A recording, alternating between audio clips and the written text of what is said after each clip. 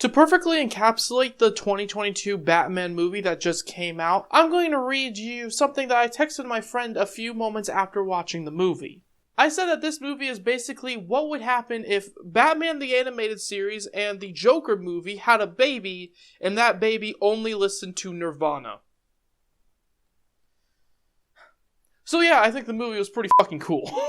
Hey guys, my name is DJ, and welcome to my spoiler review for the Batman movie that just came out. It just hit theaters. I just watched it last night, and after thinking about it, I have to say that this movie is probably in the running for the greatest Batman movie of all time. But before I get into this conversation, I just want to say that if you have not seen the movie, do not watch this review. Go in as blind as possible, because this is one of those movies where there is a lot of stuff that if you don't know what's happening ahead of time will make you kind of freak out a little bit, both in like a nerdy way and just a movie general way, okay? And that's one of the big things about this movie that I really love, because over the course of the last, 20 years or so, there has been sort of the blockbuster movie genre, and then there are kind of these indie style movies. Think Lady Bird, for instance. This movie that just came out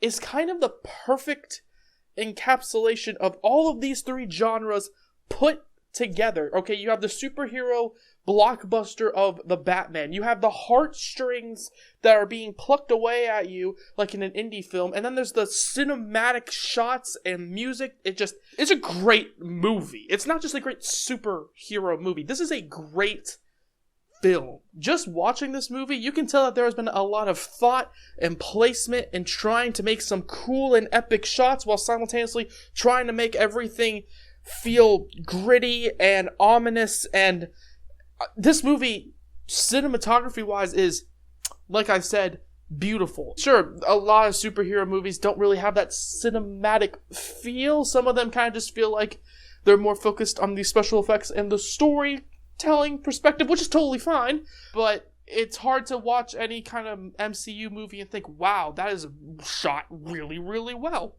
So this movie, in comparison to like every single superhero movie, just blew me away. And I'll get to the actual movie in just a few moments, but the soundtrack as well, I have to give a huge shout out to that. The soundtrack was kind of the updated version of basically the Batman 1989 movie. Okay, this movie felt like the updated version of Batman Begins, the 1989 Batman movie, and hell, even some elements of the Batman vs. Superman Batman. All of this stuff can also be told through the soundtrack, it can be told through the characters, and just, like I said, the soundtrack itself has to get a bit of a shout out.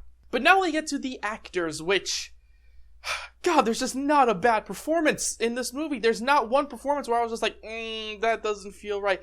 Every single performance was tremendous, and before anybody says anything negative about my boy Commissioner Gordon, I want to say this. That was the best Commissioner Gordon we've ever had on screen. I said that. You can quote me on that, because he was like a partner to Batman, not just kind of like a guy who's in Batman's way or just a guy who shows up to the scene of a crime early.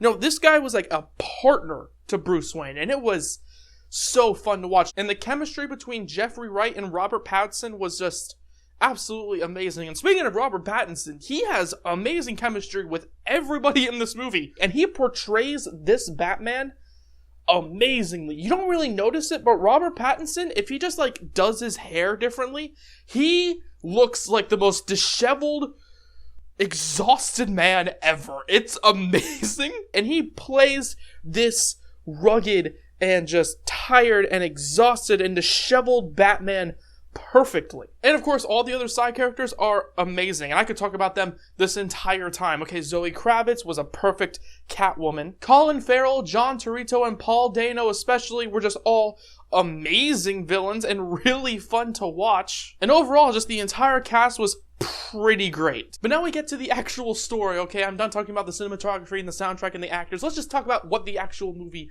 is. And from the opening scene, I sat back and looked at the little girls who were sitting in front of me in the theater and was just thinking to myself that they should not be there, because that movie is dark. It was like the Gotham City of Joker, and then Batman was thrown into it, and they just said, here is what he would be like, and here is what these characters would be like, with the Riddler being like a terrorist almost. Okay, every single character just trying to survive. It took 1989 Batman and was like, what if we put it in 2022 and ramped it up to be the darkest shit ever, where hell will look at this place and say, wouldn't want to live there. That's basically what Gotham City is, and that's what it really should be. So seeing it in this environment, in this movie, was really fun to watch. And of course, this entire story is basically involving Gotham City, this huge character, and all the little bits and pieces of corruption in Gotham City, and it's all taking place under the investigation of the Riddler, watching him go through every single one of these pillars of Gotham City, tearing down the Wayne Corporation, figuring out exactly what he's doing, how these people connect. It was such a fun investigation story, and it's just really fun to watch and go through with him, finding out all of these little secrets about his family, about Gotham City, about the corruption that's going on within this place, and it's all being construed and constructed by the Riddler to the point where you believe that the Riddler knows that he's Bruce Wayne, which creates this tension, like, near the final interaction between, actually, I think it is the final interaction between Riddler and Batman, where the entire time I'm sitting there thinking, he knows that Bruce Wayne is Batman. But then they toy with that because it's such a backwards thing we never see. So to think about that kind of scenario and turn it on its head, it's, oh my god, I love this movie so much. And with the investigation whole plotline thing, it was clear that this movie was very inspired by The Long Halloween. Hell, it even starts on October 31st. And just that in particular was really fascinating. It was kind of like the closest thing to The Long Halloween that I have seen in Batman since, the animated movie and comic. Because we've seen a lot of Batman kind of detecting, kind of fighting and actiony. This was straight detective, and I love that. I actually really want to see more of just Batman solving crimes, because we don't really get that. We kind of have just seen throughout the years Batman, he has to go take down Scarecrow, he has to go take down the Joker, he has to go take down the Two-Face, but seeing him actually, solve a riddle and a puzzle, that's just so fun to watch, personally. I also really liked how they handled Bruce Wayne's parents and that whole family drama with the Wayne family starting to become more and more of a corrupted figure. Okay, we've kind of seen it over the past few years where Bruce Wayne's family has become more of a, shall we say, complicated issue. Watching how they're somewhat virtuous in the end while simultaneously not being very good people, it's really interesting to see characters that you think are bad, but actually you kind of learn over time that they're kind of bad because they've been misconstrued, or they're really good people, but there's a misunderstanding, and seeing that and Bruce Wayne kind of go through this misunderstanding was pretty interesting near the end of the movie. And something else that I really love about this movie is that when you kind of watch it, you kind of realize that the Riddler didn't really lose. I mean, if you think about it, the Riddler killed everybody that he wanted to kill. All the mob bosses, all the corrupted officials and police officers, everybody other than Bruce Wayne, but of course Bruce Wayne's Batman, so whatever. The Riddler kind of killed everybody that he saw as corrupted, and in the end, it's hard to say that the Riddler lost this fight between himself and Batman. He kind of won, if you think about it. Except for the last, I want to say 20 minutes of the movie, I would say that the Riddler completely won. He beat Batman. He outsmarted Batman. Except for that last 20 minutes of the movie. Now, I want to preface this by saying I loved this movie. Okay, you can probably tell already that I super loved everything about this movie, apart from two things, and you might see them as nitpicks, but it's hard for me to say that they're real nitpicks, especially when they're kind of relating to the Riddler and his whole plan. The first thing I really didn't like was that by the end of the movie, I kind of lost what the Riddler's plan was supposed to be. Okay, the entire movie, it seemed as though the Riddler's plan was to make Gotham a bit of a better place by getting rid of all of these officials and corrupted people. And then you kind of learn, oh, why he wants to kill these people is because of the Wayne Corporation Foundation thing. So it kind of makes sense as to why the Riddler want to kill these people.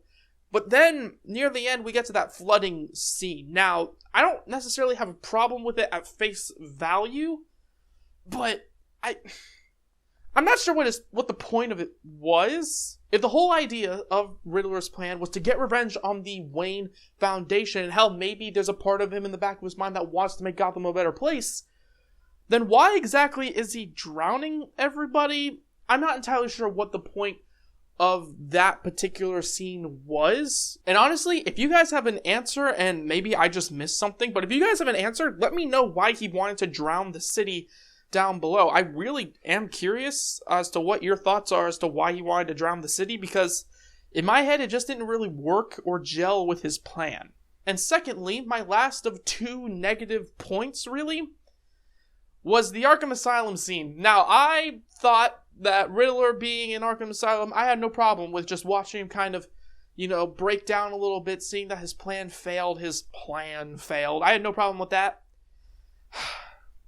But I really don't care that the Joker is there. Now, the Joker is my favorite fictional villain of all time. I love the guy, but he just didn't feel like he was needed for this universe. The Joker, as much as I love him, just felt really like he didn't have to be there. Because I love the Joker, and we've seen so many different portrayals of the Joker, but I'm just sitting there thinking, we don't need it again. We kind of don't need the Joker again. But I do love the Joker. So, in my head, if you want to, go with me here for a little bit, the entire movie, I'm going to be honest, I kind of read a little bit of an article saying that there was an end scene with the Riddler in Arkham Asylum, and he meets someone. That's all I knew. So immediately my head was like, oh, it's Arthur Fleck. In my head I was thinking, oh, this feels like Arthur Fleck's Gotham City, like I mentioned near the beginning of the video.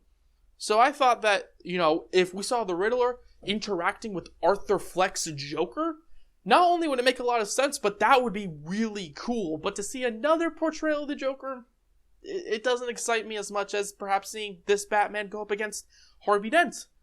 Or just a different kind of villain that isn't the Joker. Again, I love the Joker, but it's not really needed. But yeah, that's going to be it for my spoiler review of the Batman. Okay, there's probably a whole lot of other stuff that I could say, but I think the best way I can describe how I feel about this movie is to give it a rating 9 out of 10. I would give it a full 10 out of 10 if the Riddler's plan kind of made a little bit more sense. If they kind of cut out that 20 minutes of the Arkham Asylum bit and, the Arkham Asylum bit where Riddler was talking to Joker, not the one where Riddler was talking to Batman. If they cut out that little bit, and they cut out the flooding, that just seemed like a thing that wasn't really needed, because in my head, oh, he won. And it was, obviously, you needed the superhero blockbuster scene of Batman saving everybody from the flood and stuff, and I understand it. But this kind of didn't feel like one of those movies. It felt way more like a character piece, talking about Batman, his relationship with Gotham, and his parents, and the Riddler, and the scheme and stuff. That was the way more interesting bit, in my opinion. So yeah, overall, like I said, I give the Batman a 9 out of 10, and I think, personally, that this was perhaps one of, if not the, best solo Batman movies we've ever seen. Yeah, I agree with that. But that's going to be the end of this review here. Let me know what you thought of the Batman movie down in the comments section below. Please leave a like, comment, subscribe, all that good stuff. And tell me how full of shit I am for not understanding the Riddler's plan and being an idiot. But, ladies and gentlemen, until next time, have a good day. Bye-bye.